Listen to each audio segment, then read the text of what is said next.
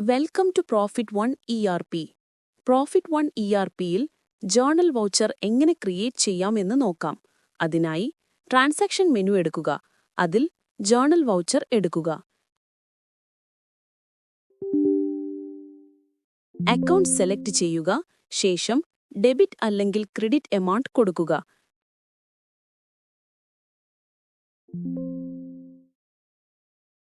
Narration എന്തെങ്കിലും ഉണ്ടെങ്കിൽ type ചെയ്യുക. ശേഷം എൻ്റർ ചെയ്യുക.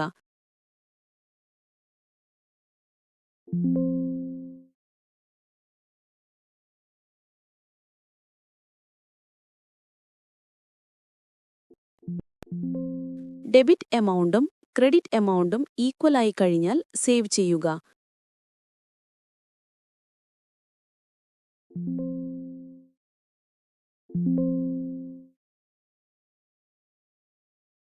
സേവ് ചെയ്ത ശേഷം എന്തെങ്കിലും ചേഞ്ചസ് ഉണ്ടെങ്കിൽ വൗച്ചർ എടുത്ത ശേഷം നമുക്ക് ആവശ്യമായ മാറ്റങ്ങൾ വരുത്തിയ ശേഷം സേവ് ബട്ടൺ ക്ലിക്ക് ചെയ്യുക.